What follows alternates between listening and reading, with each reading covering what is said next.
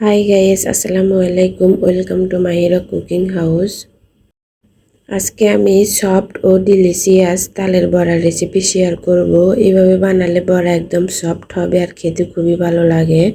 অবশ্যই একবার হলেও ট্রাই করে দেখতে পারেন আমার এই রেসিপিটি। নতুন রাঁধুনিদের জন্য খুবই সহজ একটি রেসিপি হতে যাচ্ছে। আশা করি সবাই অনেক উপকৃত হবেন। সো আর কথা না বাড়িয়ে চলুন মেন রেসিপিতে। সবার শুরুতে এখানে আমি তালের রস নিয়েছি আর জাল দেওয়া ছাড়া রস নিয়েছি। এখানে আমি 1 টিস্পুন ইস্ট অ্যাড করে দিতেছি। সামান্য এক চিমটি বেকিং পাউডার আর স্বাদ মতো চিনি অ্যাড করব। তারপর মেজারমেন্ট অনুযায়ী এখানে আটা বা ময়দা অ্যাড করে দিতে হবে। তারপর হাত দিয়ে ভালোভাবে এভাবে মুথে নিতে হবে। মিক্স করে নেব সব উপকরণ একসাথে।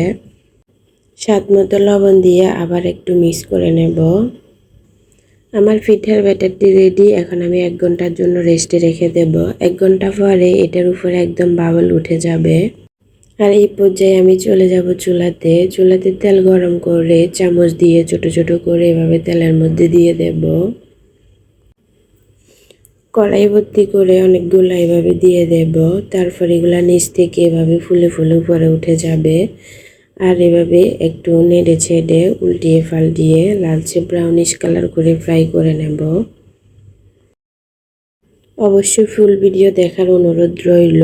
আর ভিডিও দেখে তারপর কমেন্ট করে জানাতে ভুলবেন না আমার রেসিপি কেমন লেগেছে আপনাদের। ভালো লেগে থাকলে অবশ্যই লাইক কমেন্ট শেয়ার দিয়ে অন্যদের দেখার সুযোগ করে দিবেন।